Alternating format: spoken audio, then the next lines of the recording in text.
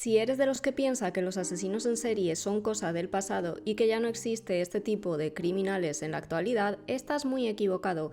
Quédate conmigo y adéntrate en la increíble historia de Israel Keyes, un hombre detrás del que se escondía un auténtico asesino en serie y cuyo reguero de víctimas no fue conocido hasta que fue detenido. En 2012 Estados Unidos quedó conmocionado por el caso de Israel Keyes, un hombre que fue detenido por el secuestro y posterior asesinato de Samantha Koenig, una joven de 18 años, pero las sorpresas llegarían posteriormente durante el interrogatorio que se extendió 40 horas. Durante el mismo confesó haber acabado con la vida de otras 10 personas más. El calvario de Samantha empieza el 2 de febrero de 2012. Ese día, un encapuchado entra al sitio en el que trabajaba vendiendo café muy cerca de Anchorage y se la lleva a la fuerza. Este hombre en cuestión era Israel Keyes. Y si alguien piensa que este secuestro pudo tratarse de algo meramente casual, se equivoca. De hecho, Israel había seguido durante tiempo a Samantha y sabía perfectamente que todos los días su novio iba a recogerla. De hecho, llegó a pensar en secuestrarlos a los dos, pero finalmente no esperó y se la llevó a ella sola. Como estaba previsto, aquel día la pareja de Samantha fue a recogerla a su lugar de trabajo, pero cuando llegó allí le extrañó que Samantha no estuviera. La llamó, pero nadie contestó y empezó a preocuparse. Preguntó entonces a la familia de Samantha si tenían noticias de la joven y estos le dijeron que no. Ese mismo día, a eso de las 11 de la noche, recibe un mensaje de Samantha en el que le dice que está estresada y que necesita pasar unos días con sus amigas. Sin embargo, las amigas de esta niegan tener ni idea sobre lo que está hablando la joven. La familia de la chica, preocupada sin noticias de Samantha, va entonces hasta su puesto de trabajo para preguntarle al dueño si sabe algo. Le piden que revisen las imágenes de las cámaras de seguridad y lo que encuentran es espeluznante. Ven cómo Samantha atiende al último cliente y en ese momento el hombre en cuestión le pide que apague las luces. Una vez hecho esto, el encapuchado entra, la coge, la ata y se la lleva a la fuerza hasta su vehículo.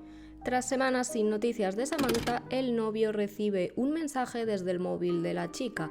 Allí se le envían unas coordenadas, un punto en concreto, y hasta allí se desplaza la policía.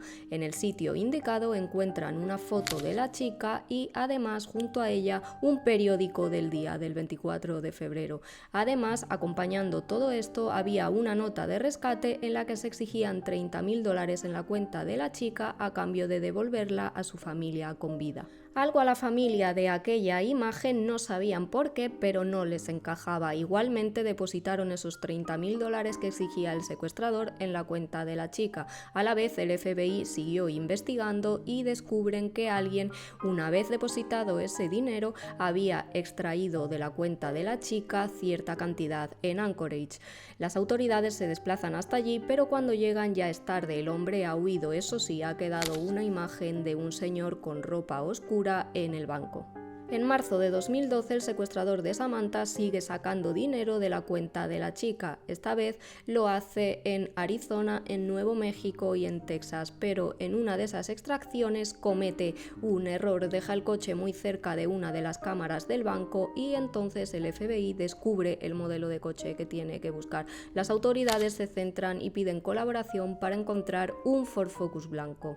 Un agente en una de sus rondas habituales encuentra un coche que coincide con el que está buscando el FBI.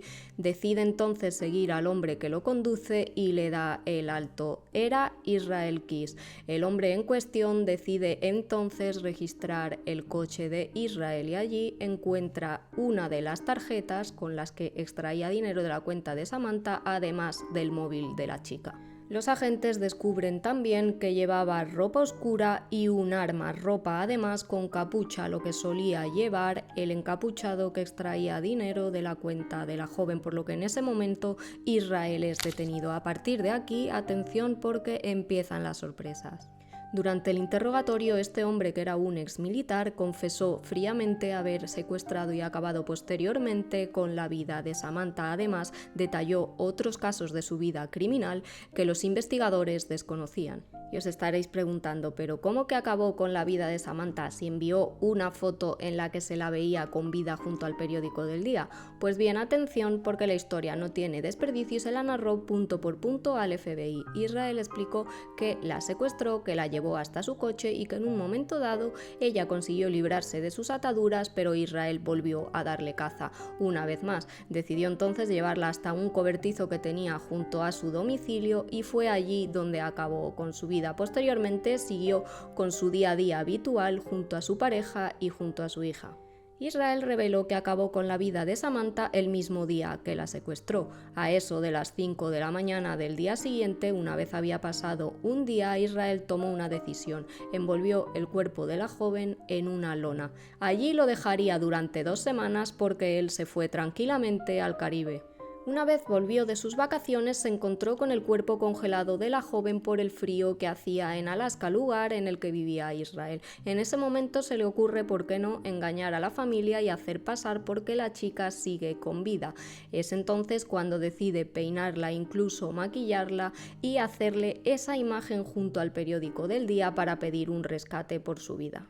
Una vez tomada esa imagen de Samantha como si estuviera viva, decide entonces desmembrar el cuerpo y se va a pescar al lago congelado de Matanuska. Es allí mismo donde se deshace del cadáver de la chica. Decide también quemar el resto de pertenencias, pero se queda con la tarjeta de crédito y con el móvil, algo que después se encontró en su coche y que llevó a la policía a detener a su asesino.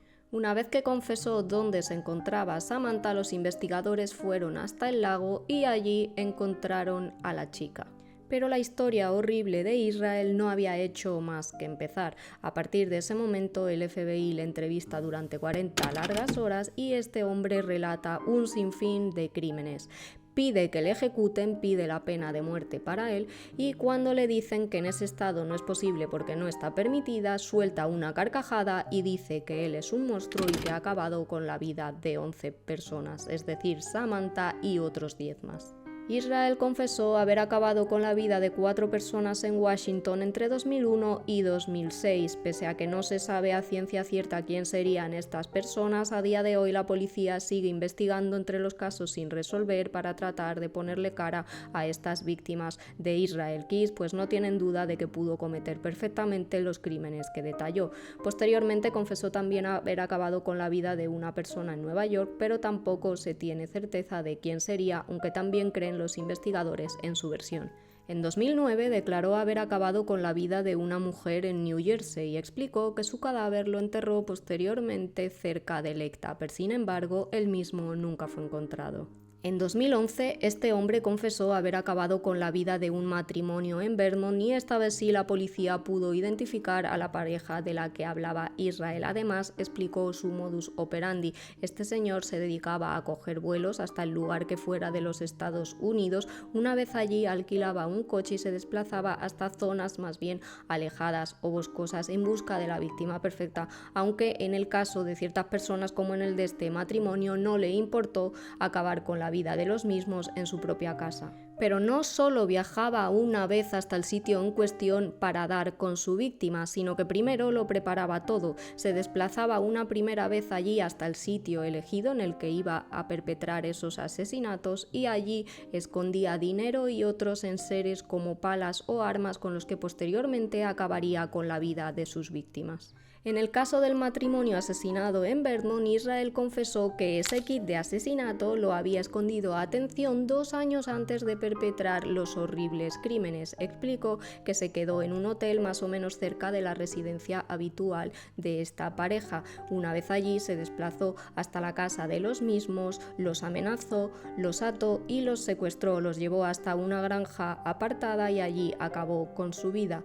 Los dejó posteriormente en el sótano de la misma, que lamentablemente fue demolida unos años después y lamentablemente jamás se encontraron sus cadáveres. Posteriormente la policía trató de dar con estos kits de asesinatos que tenía Israel repartidos por todos los Estados Unidos y dio con algunos en Estados Unidos y en Alaska, aunque cree que podría haber otros tantos en estados como Wyoming o Texas. La última de sus víctimas fue Samantha Koenig, de solo 18 años. Se saltó sus propias reglas y eso acabó con él entre rejas. Normalmente, como os he dicho, Israel solía alquilar vehículos para perpetrar sus crímenes. Sin embargo, en este caso fue con el suyo propio y una imagen le cazó. De ahí que finalmente terminara detenido. Además, habitualmente, como os he contado también, solía irse lejos de donde vivía para perpetrar esos horribles crímenes. En este caso lo hizo cerca de casa y finalmente fue detenido. El 18 de abril de 2012 se celebró el juicio por el asesinato de Samantha e Israel fue hallado culpable del mismo, por lo que fue condenado a cadena perpetua. Lamentablemente, muchos de los otros crímenes que narró quedaron sin resolver porque este hombre se quitó la vida en su celda el 2 de diciembre de 2012. Pero no os creáis que las sorpresas acaban aquí. Una vez entró la policía a su celda, cuando Israel se quitó la vida, halló allí una nota. Era una oda al asesinato, una oda a los crímenes. Sin embargo, no hallaron nuevas pistas que sirvieran para desentrañar los otros casos que narró y que se quedaron sin resolver.